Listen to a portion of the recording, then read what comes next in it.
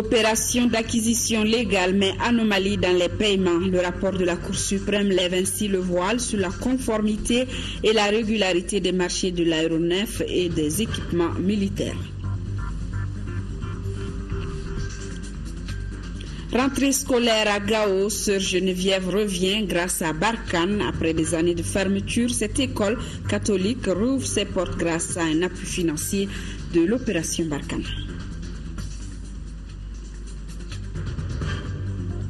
Éliminatoire CAN 2015 de football, l'Éthiopie et le Mali croisent le fer demain à 10. Au compte de la dernière journée de la phase aller, Amara Malé Diallo est allé jauger les forces de nos représentants.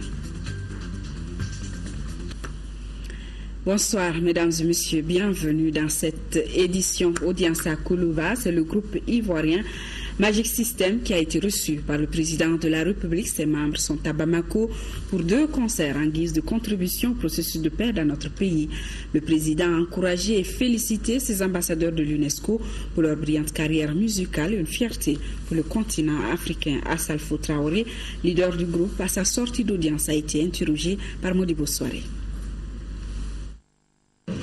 C'est un honneur pour nous d'être reçus par le président de la République. Et puis l'objet de la visite, vous savez que nous sommes en Afrique et traditionnellement, quand on vient quelque part, on doit s'annoncer sur le chef. Donc il était de notre devoir de venir signaler notre présence à la plus haute autorité du pays et qui a été spontanée à nous recevoir. Votre entretien avec le président de la République a porté sur quoi ? Mais je crois que ça portait plus sur des encouragements. On a été surpris de savoir que le président il suit beaucoup la carrière du groupe Magic System et c'est quelqu'un qui a une connaissance très approfondie de la Côte d'Ivoire. Il connaît l'histoire qui lie vraiment le Mali et la Côte d'Ivoire, l'histoire qui lie ces 2 peuples. Et puis on a aussi reçu des encouragements de sa part parce que il nous a fait savoir qu'il suivait très minutieusement le festival, le FEMUA que nous menons à Abidjan. Et ça ne peut que nous donner encore plus de force pour réaliser ce que nous avons à faire. Le président il ne parlait pas des artistes, il parlait plutôt à ses enfants. Il parlait des enseignements que nous pouvions tirer de la vie. Il a évoqué des sujets qui pouvaient quand même nous servir dans l'avenir. Il a parlé de beaucoup de choses. On a même parlé aussi un peu de ce qui se passe au Nord Mali. Donc il ne nous a pas considérés comme des artistes, il nous a parlé comme des enfants. Et vous savez que quand le Mali ou la Côte d'Ivoire, c'est le même pays. Il nous a parlé de sorte à ce que chacun puisse aussi apporter sa contribution pour le développement et l'évolution de l'Afrique. C'est maintenant que nous devons tous nous mettre main dans la main, c'est pas seulement artistes, hein. Tous les Africains, nous devons nous donner la main pour pouvoir avoir cette force-là d'éradiquer tout ce qui peut engrener notre continent.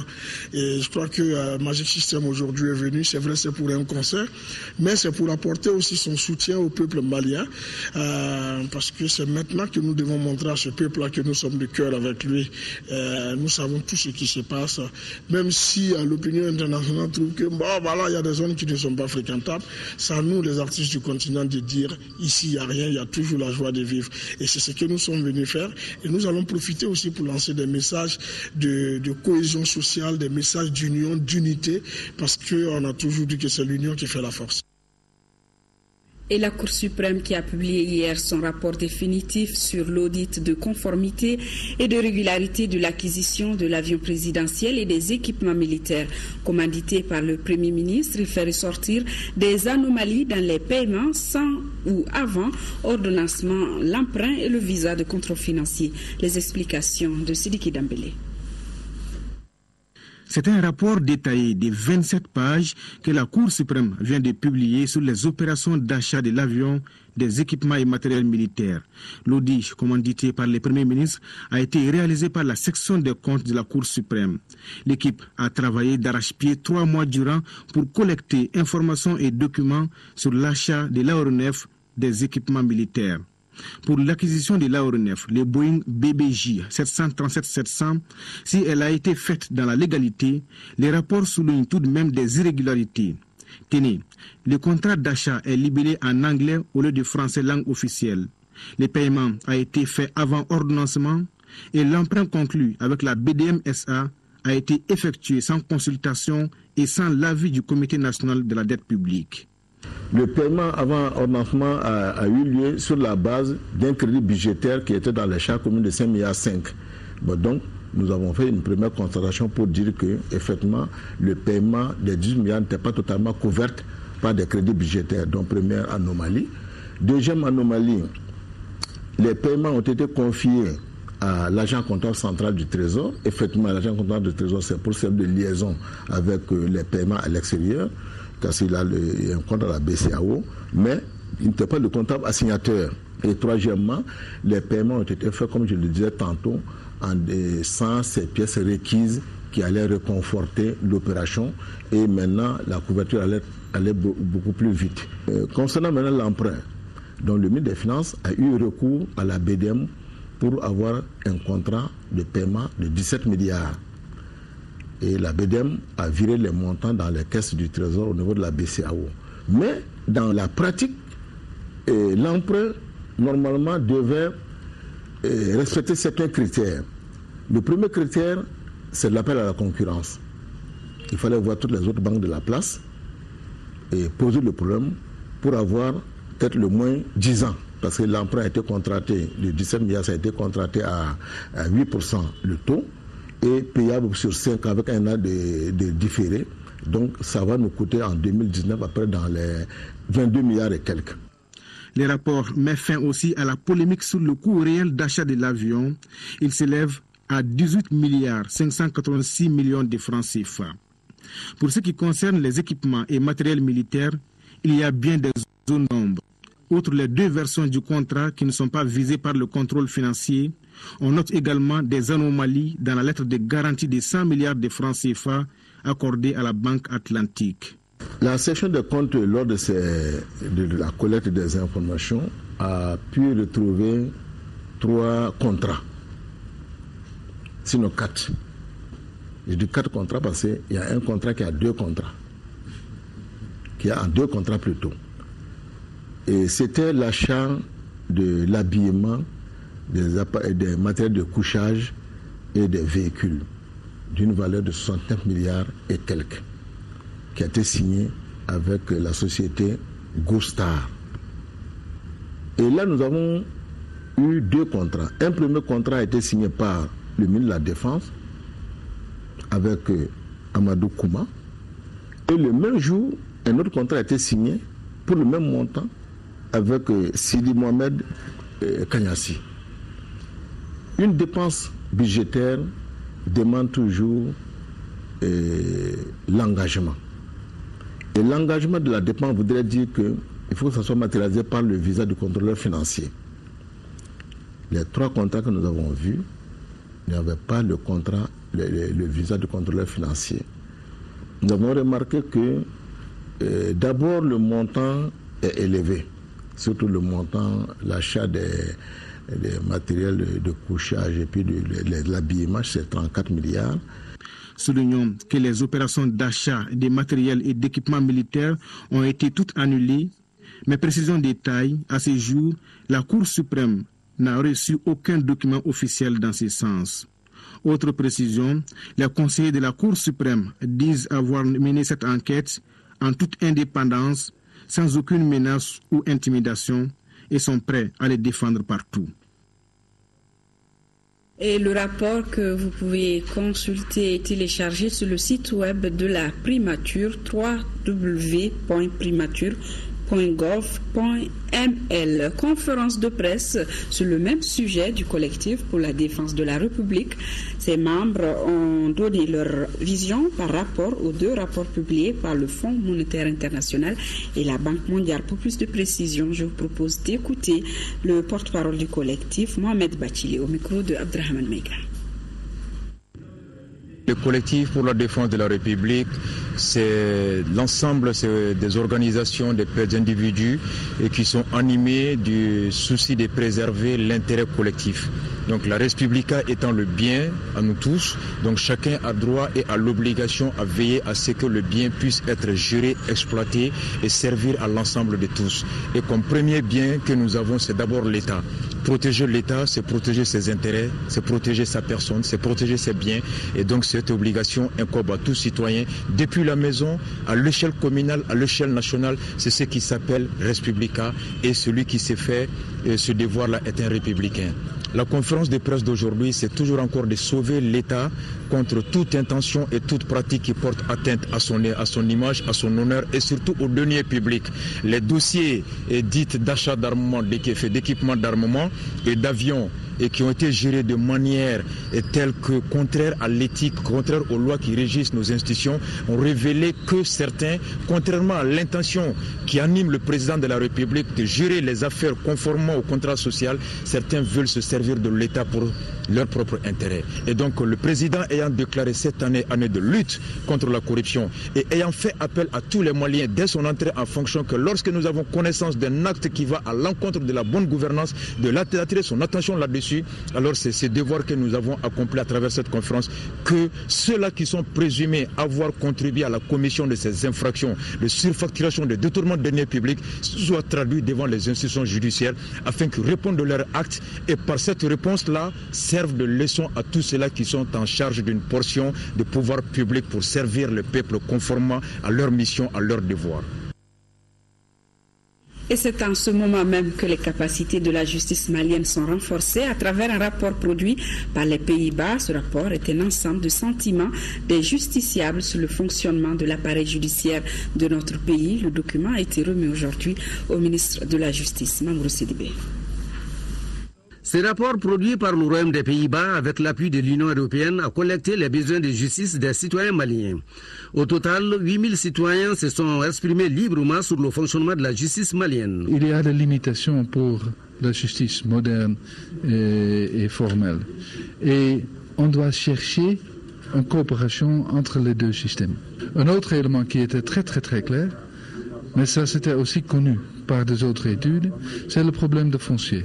Le problème de foncier, ça c'était prioritaire. Ce document jugé instrument de mesure par les professionnels est une première dans la justice. Qu'au-delà des mécanismes officiels et institutionnels de la justice, la société recèle plusieurs autres mécanismes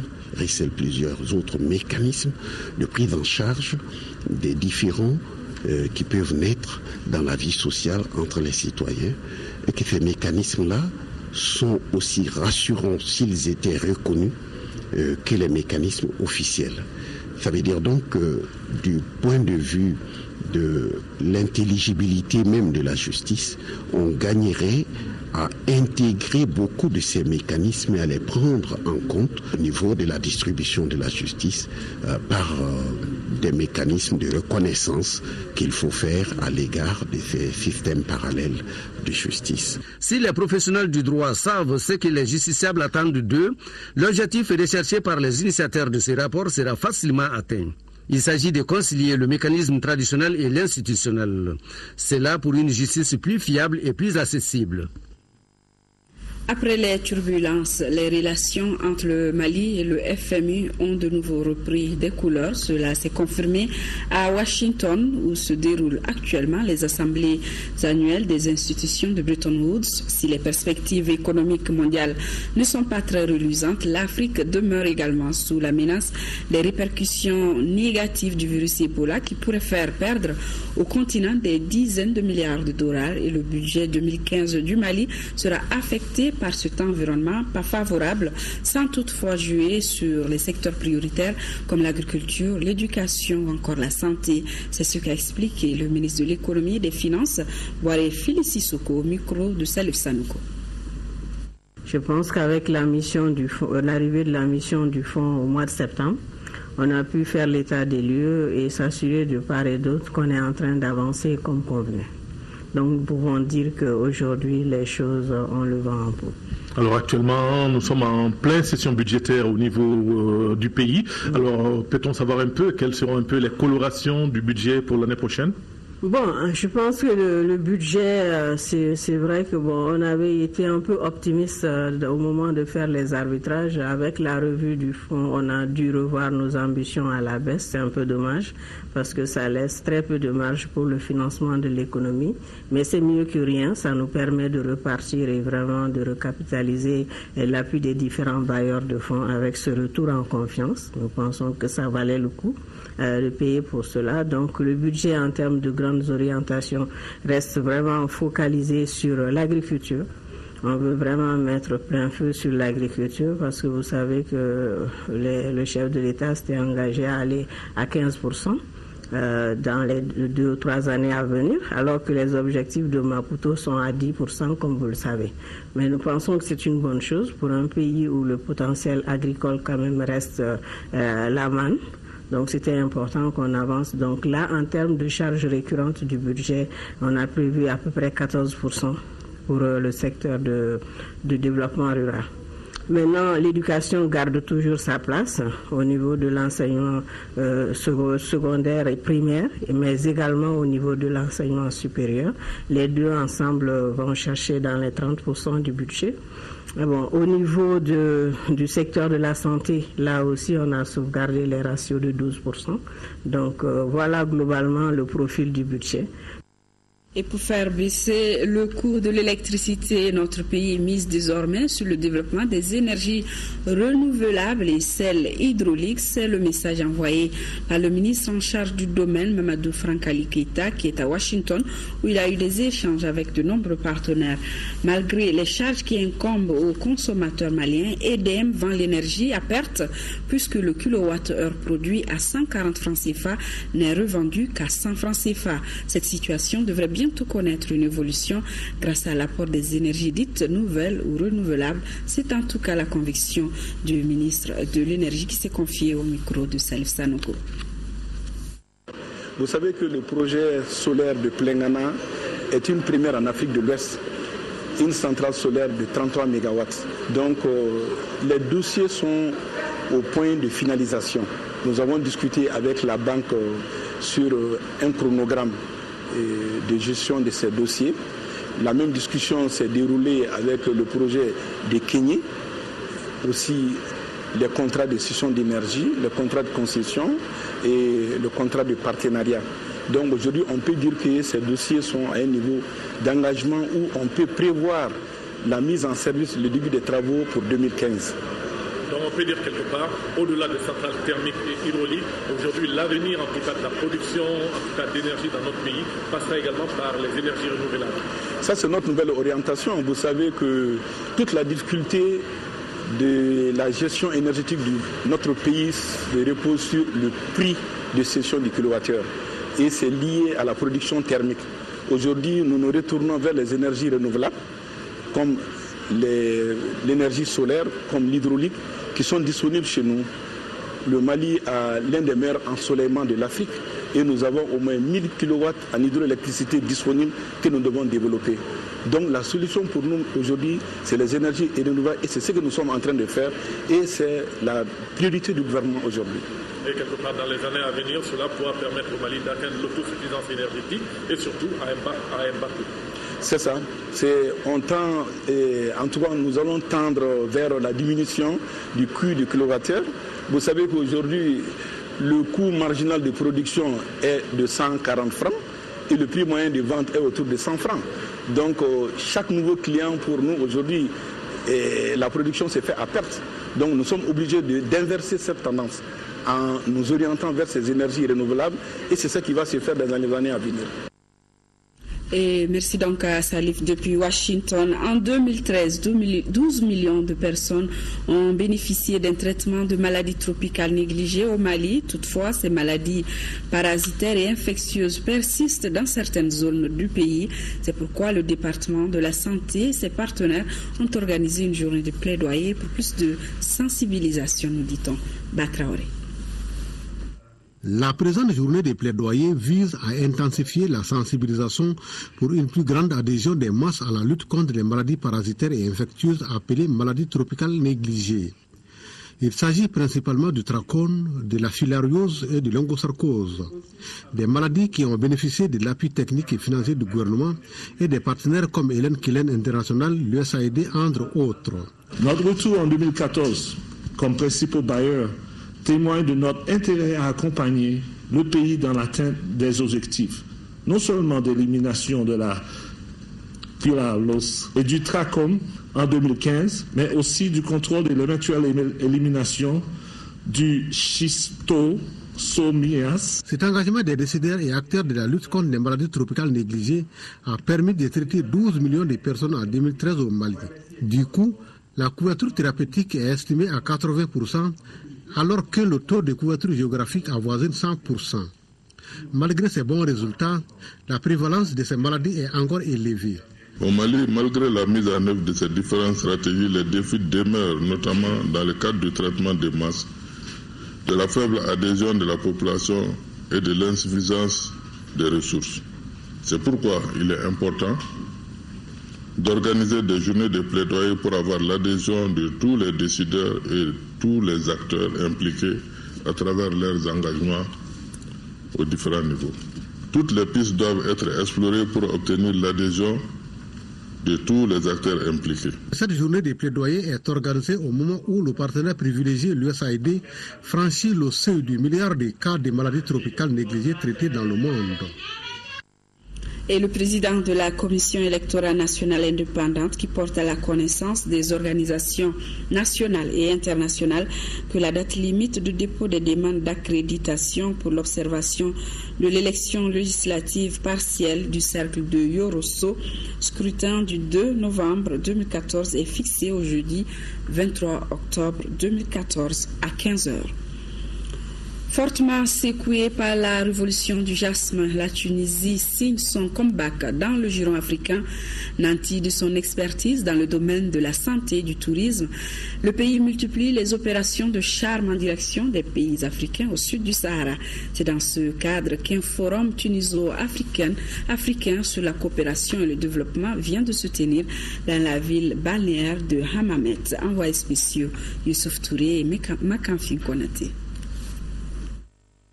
Avec 800 établissements hôteliers d'une capacité de 24 000 lits en Tunisie, le tourisme fait vivre 10% de la population. Même si le pays ne dispose d'aucune ressource souterraine, il n'a rien à envier aux pays riches en matières premières. De 6 à 7 millions de touristes, dont 3,5 millions d'Européens, qui passent en Tunisie entre 30 et 35 millions de nuitées, qui nous laissent une recette d'à peu près 2 milliards de dollars par an, qui permet l'emploi directement dans l'hôtellerie de 100 000 Tunisiens. Si l'on considère qu'il y en a 3 fois plus, soit 300 000 dans les secteurs qui sont directement connectés au tourisme, tels que le transport, tels que la construction, tels que l'agriculture.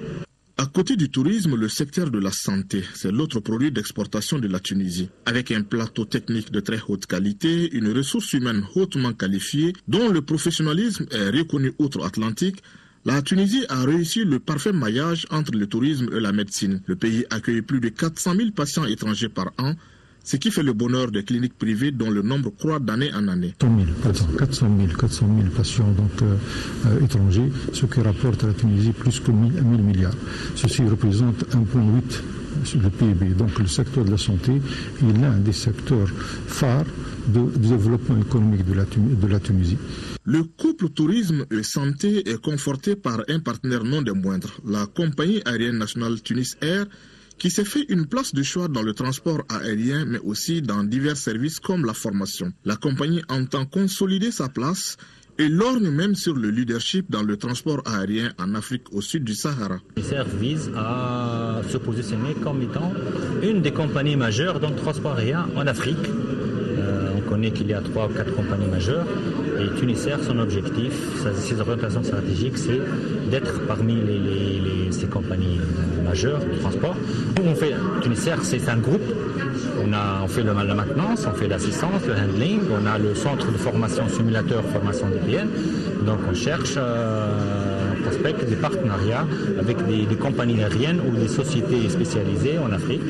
La révolution du jasmin a secoué l'économie tunisienne. Aujourd'hui, le pays se sent de plus en plus africain et se tourne résolument vers les pays du Sahel qui constituent, à n'en pas douter, de véritables marchés potentiels pour l'expertise tunisienne dans le domaine de la santé et de la formation. Par ailleurs, le niveau de développement de la Tunisie peut faire un cadre d'école pour les pays de la CEDEAO notamment. Et ce communiqué du ministre de la Femme, de l'Enfant et de la Famille qui a le regret d'annoncer le report de la date de la célébration de la Journée internationale de la femme rurale, édition 2014, 19e, initialement prévue le 15 octobre au 25 octobre 2014 à Bandiagara, dans la région de Mopti. Remise officielle à Sanankoroba d'ouvrages du projet Eau, Hygiène et Assainissement à travers Oxfam Mali. Les réalisations concernaient les forages des blocs de latrines scolaires et des kits d'hygiène. Le tout pour plus de 300 millions de nos francs. Mohamed Ould Maouni. Contribuer à l'amélioration des conditions de vie des élèves de Sanankoroba, c'est l'objectif affiché de Oxfam Mali à travers le projet Eau, Hygiène et Assainissement. L'organisation humanitaire vient de procéder à la remise officielle des différents ouvrages réalisés dans le cadre du projet. Ce projet a pour but essentiellement d'améliorer la fourniture d'eau, d'hygiène et assainissement à l'école. Et ceci pour améliorer le cadre de vie des élèves à l'école et diminuer le taux d'absentéisme. Comme vous le savez, ces latrines sont conceptualisées dans un cadre de genre où nous prévoyons des latrines pour les filles et des latrines pour les garçons. Ces réalisations dans les 13 communes du cercle de Kati ont concerné plus de 70 points d'eau potable, 106 blocs de latrines scolaires, plus de 200 dispositifs de lavement et près d'une centaine de kits d'hygiène. Des efforts qui ne laissent pas indifférents les bénéficiaires. Je suis très ému des gestes d'Oxfam dans ma commune. Si tu vois ce nombre d'enfants, pour vraiment leur livrer un point d'eau potable et des latrines d'assainissement, pour leur bien-être, pour leur santé publique, vraiment, on ne peut que remercier Oxfam et ses bailleurs de fonds. Les responsables de Oxfam et les autorités municipales ont appelé les bénéficiaires à faire bon usage de ces réalisations. À cet effet, un comité de suivi et d'entretien a été créé par les bénéficiaires.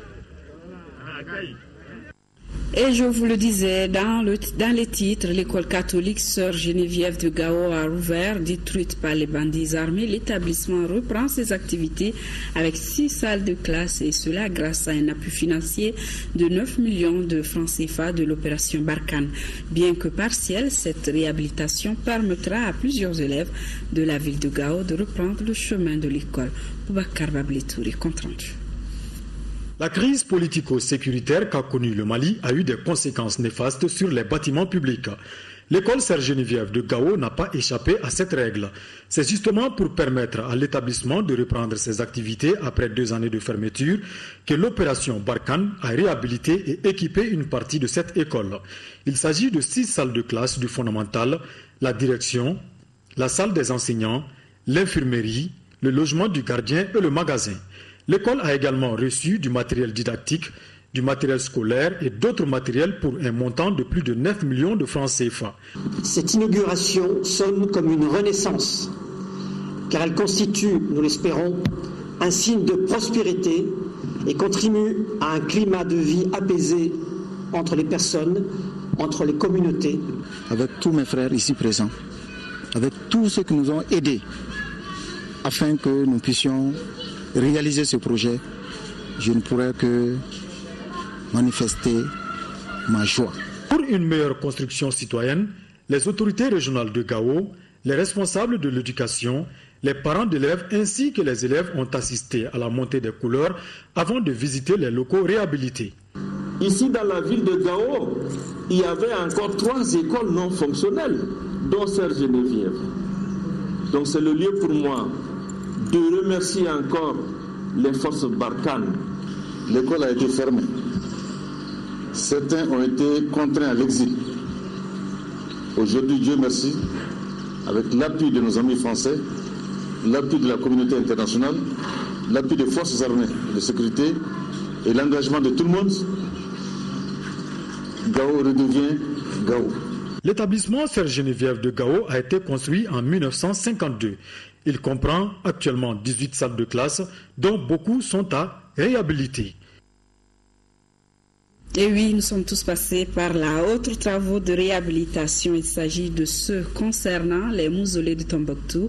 Les travaux démarrent au cours de ce mois d'octobre, propos tenus par les responsables en charge du patrimoine culturel qui ont eu des échanges avec les corporations de maçons traditionnels. Yaya Tandina depuis Tombouctou.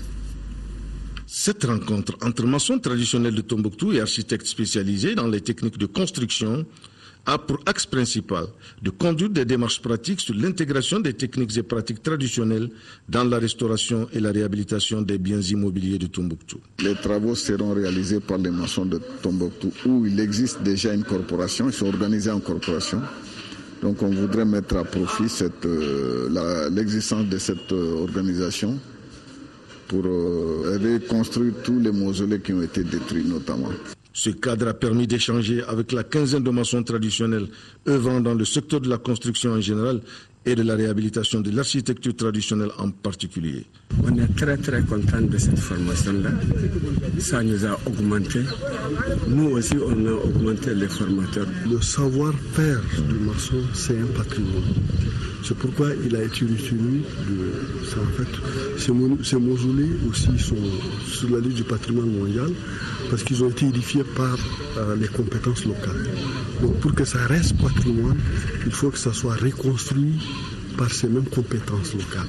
Comme ici au mausolée de Tambatamba, où une fouille archéologique a permis de découvrir le savoir-faire du maçon traditionnel. La fondation est restée intacte à la barbarie du djihadiste. En 5e région, 2 associations féminines, Ania Lobo et Loloni, viennent de bénéficier de matériel et de semences de la part du réseau Paix et Sécurité des femmes de l'espace CEDEAO d'un coût de plus de 7 millions de francs CFA. Le matériel va renforcer l'autonomisation économique de ces femmes et renforcer la paix, la solidarité intercommunautaire. Aminata Touré, compte rendu. Cette remise de matériel à des associations féminines, Ania Lobo et Loloni de Mopti, constitue une réponse aux défis liés à la réinsertion socio-économique des femmes et des enfants affectés par la crise. Voilà donc un pas franchi dans la lutte contre les inégalités, la pauvreté structurelle et surtout la réponse à la résilience. Il est cependant utile de préciser que ce don de matériel n'est pas une panacée aux problèmes qui assaillent quotidiennement les femmes de Mopti, mais il constitue un appui aux initiatives. Le réseau, après une série de rencontres, d'échanges, a décidé de contribuer au relèvement précoce des femmes dans les zones affectées par le conflit, en ne remettant pas de l'argent liquide aux intéressés, mais plutôt de connaître leurs besoins immédiats et spécifiques pour y apporter un appui. Ce don de matériel à l'endroit des femmes en cette période de crise est le bienvenu selon les autorités régionales. Les circonstances font que nous devons saluer le courage, l'engagement du réseau des femmes pour répondre aux aspirations de leurs consoeurs, peinées dans leur chair et dans leur âme pour tous les affres qu'elles ont commis. Cette remise de matériel et de semences d'une valeur de plus de 7 millions de francs CFA provient du prix Félix Houphouët-Boigny décerné par l'UNESCO au président François Hollande qu'il a dédié aux femmes du Mali. Présentation de 2 films documentaires de la réalisatrice Fatoumata Coulibaly, dite FC, intitulés respectivement « Que sera demain ? Le camp des jeunes filles scientifiques ». Elle dit tirer son inspiration de l'école malienne. Le compte-rendu de Cheikh Oumar Sangaré. À l'affiche de cette séance de projection des films, 2 nouvelles réalisations de Fatoumata Coulibaly FC.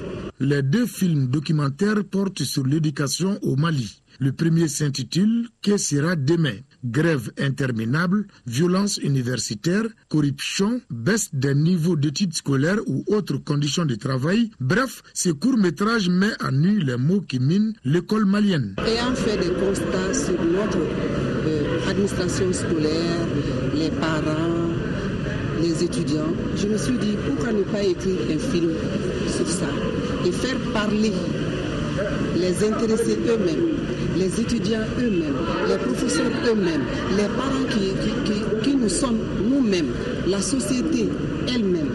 Le camp des jeunes filles scientifiques, c'est le titre du 2e film projeté qui vise à inciter davantage les étudiantes à aller vers les filières scientifiques. C'est un public mixte et passionné du 7e art qui a pris d'assaut la salle des spectacles de l'Institut français de Bamako. Bon, j'ai retenu beaucoup de choses, surtout au niveau de l'éducation. Je trouve que tout ce qui a été dit lors de la projection sur l'éducation est vrai. Ça m'a donné la chair de poule. Et ça nous a fait rappeler beaucoup de souvenirs. Ça nous a donné des conseils et ça a donné des larmes. La qualité, c'était pas mal. C'était bien, mais ça pouvait être mieux encore. La projection des films a été sanctionnée par de fructueux échanges autour de la problématique de l'école malienne. Le Premier ministre Moussa Mara a reçu aujourd'hui les récents médaillés et champions des différentes compétitions internationales. C'était au cours d'une cérémonie au Palais des Sports. Le compte-rendu de Abdul Karim Kaba. Reconnaître le mérite pour encourager les autres afin que le sport malien soit rayonné encore plus, c'est l'objectif de cette cérémonie qui a regroupé l'ensemble des médailles de 2014. Les champions 2014 de toutes catégories confondues, les médailles d'or, argent et bronze en handball, escrime, Yosokan Budo, taekwondo, athlétisme, judo et le basketball ont tous reçu les salutations du chef de gouvernement. On ne peut sincèrement, et j'ai tenu à vous adresser mes premiers mots, vous féliciter et vous remercier pour votre bravoure, pour votre adresse, pour votre efficacité au nom du Mali. Je voulais en même temps dire à la jeunesse de notre pays que l'abnégation, le don de soi, le courage, le travail personnel, la discipline finissent toujours par payer. Parce que tous, autant que vous êtes, vous avez fait preuve d'abnégation, de courage, de discipline, de travail, de don de soi. On ne réussit jamais sans avoir ces esprits, sans avoir ce courage, sans avoir cette discipline. Donc que vous soyez des exemples vivants pour la jeunesse malienne, pour le dire qu'il y a de l'espoir pour le pays sur le sport, comme nous sommes en train de le constater, mais sur tous les autres domaines. Pour les équipes cadettes et juniors de football qualifiées pour leurs CAN respectives à Dakar et à Niamey en 2015, le chef de gouvernement leur a dit ceci. Je vais demander particulièrement aux footballeurs, puisque j'ai compris que les autres sont médaillés, mais les footballeurs sont qualifiés, ils ne sont pas encore médaillés. Donc faites en sorte qu'on se retrouve bientôt, vous aussi, avec des médailles au cou et de préférence en or pour vous magnifier et vous soutenir davantage. Je voulais en même temps demander aux fédérations et aux ministères de continuer à s'employer, puisque nous constatons que le Mali est généralement très fort dans les classes d'âge, cadets, juniors, mais dès qu'on passe aux seniors, ça commence à être difficile.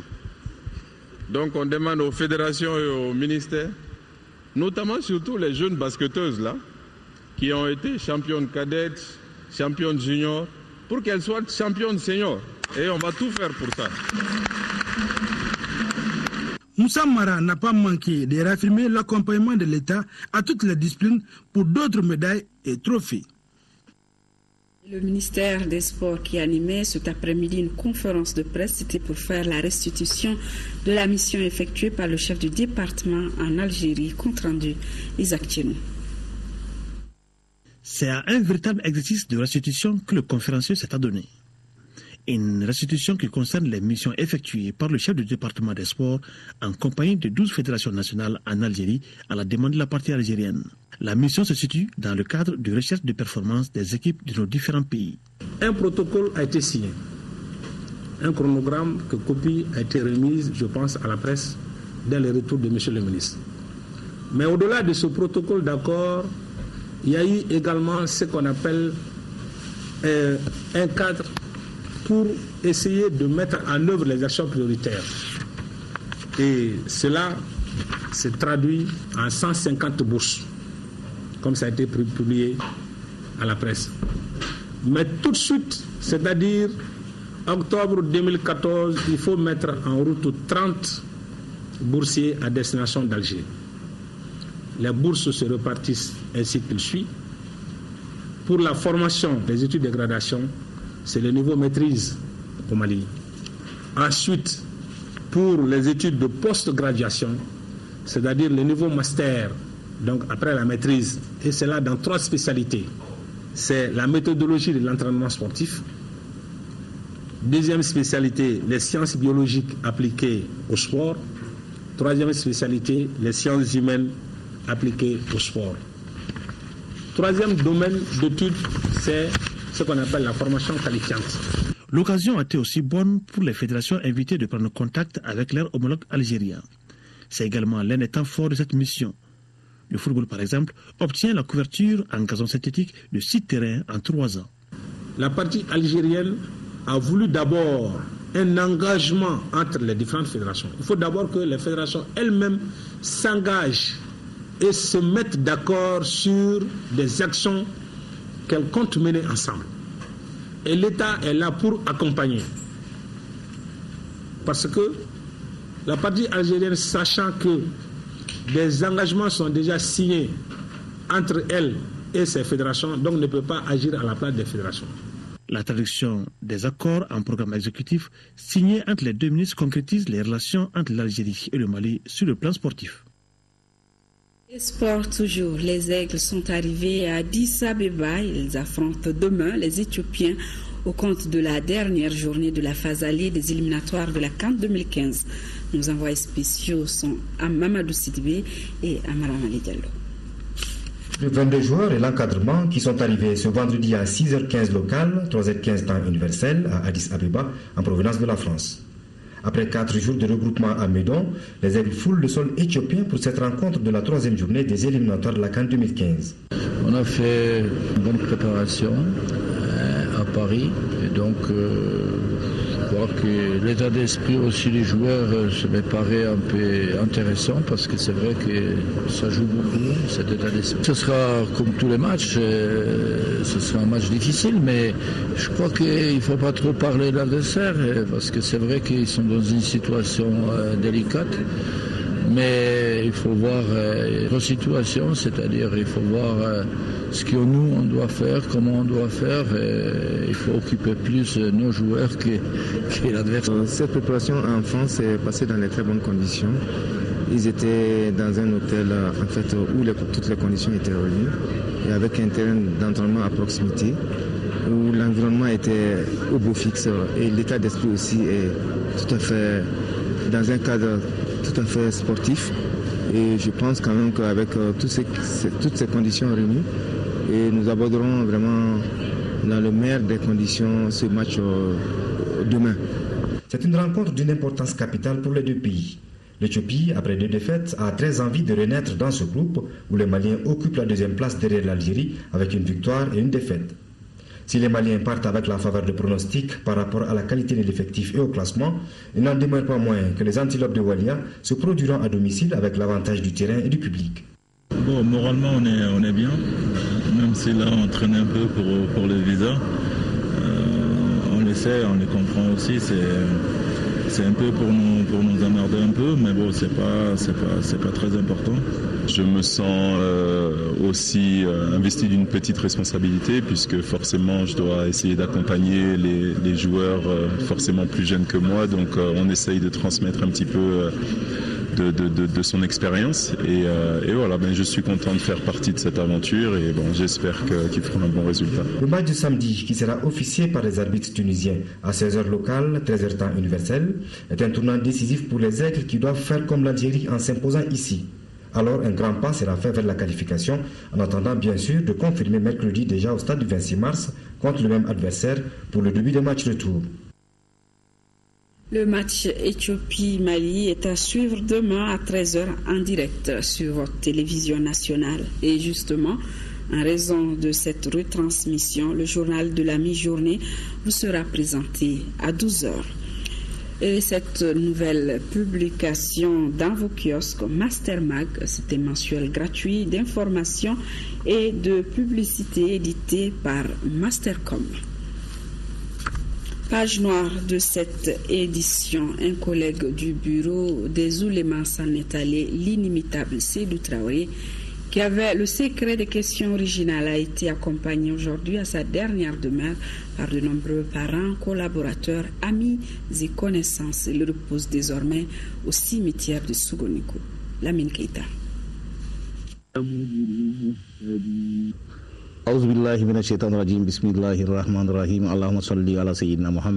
Les fans de l'émission La Rencontre avec les ulémas, la famille de la presse nationale, tous étaient là pour rendre un ultime hommage aux confrères disparus, des membres du cabinet du ministre de la Communication, en passant par les leaders religieux, les responsables de l'OATM, les parents, amis et proches collaborateurs, réunis pour dire adieu et s'incliner devant la mémoire de celui qui a consacré toute sa vie à la promotion de l'islam au Mali. Né en 1963 à Bamako, Sédou Traoré fit ses études fondamentales et secondaires à Sogoninko, où il fréquenta l'école franco-arabe. Admis au bac, option anglais-arabe en 1987, il alla poursuivre ses études à l'université Azhar d'Égypte, d'où il obtint une licence en journalisme. Sédou, je l'ai connu, c'était un homme très modeste, très gentil, bien éduqué, quelqu'un qui respecte tout le monde, avec son humour, ses sourires. Il vient de nous quitter, avec tout ce que nous avons connu en lui, comme qualité et de bonne qualité. À la fois producteur et présentateur de l'émission La Rencontre avec les ulémas, pieux, Sédou Traoré était reconnu par ses pairs comme un cadre courageux, intègre et disponible. Son entourage retient de lui un homme aimable et d'une extrême sociabilité. Ce dernier a consacré toute sa vie à la promotion de l'islam et pour aider aussi les musulmans et la communauté musulmane. Sédou nous a guidés vers les chemins de l'islam. Je l'ai connu à travers la télévision et je me suis approché à lui et on est devenus des amis sincères. Il repose désormais pour l'éternité au cimetière de Sogoninko. Il laisse derrière lui une veuve et 5 enfants affligés. Dors en paix, chers confrères. Amen, que son âme repose en paix. Et ce communiqué, le ministre des Affaires religieuses et du culte qui informe la communauté musulmane que le retour à Bamako des pèlerins du Hajj 2014 de la filière gouvernementale est prévu selon le programme suivant. Premier avion samedi 11 octobre 2014 à 13h30. Deuxième avion dimanche 12 octobre 2014 à 13h30. Le ministre rappelle que l'accueil des pèlerins s'effectuera comme d'habitude à la maison du Hajj. Fin de cette édition. Je vous retrouve demain à 20h pour la grande édition. Mais avant, comme je vous l'avais annoncé, à 12h, retrouvez Khadija Toukone pour l'édition de la mi-journée et le match des Aigles contre l'Éthiopie à 13h à suivre en direct. Merci et bonsoir.